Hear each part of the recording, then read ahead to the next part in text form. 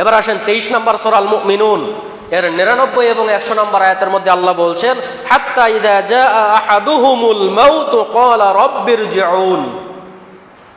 এখানে বলছেন অবশেষে যখন তাদের কারোর কাছে মৃত্যু চলে আসবে, আমাদের কারোর মাঝে যখন আল্লাহর পক্ষ থেকে মৃত্যু চলে আসবে, তখন সে বলবে, হে আমার প্রতিপালক, হে আমার রব, ইরজিউন, আপনি আমাকে আবার দুনিয়াতে পাঠান। সেটা সবাই বলবে, হয়তোবা সেটা আমিও বলতে পারি, হয়তোবা সেটা আপনারাও বলতে পারেন। কে বলবে এটা আল্লাহই ভালো জানে। হয়তোবা সবাই বলতে পারে যে আল্লাহ ক্বালা রাব্বিরজিউন, সে বলবে আল্লাহ আপনি আমাকে আবার দুনিয়াতে পাঠান। কেন?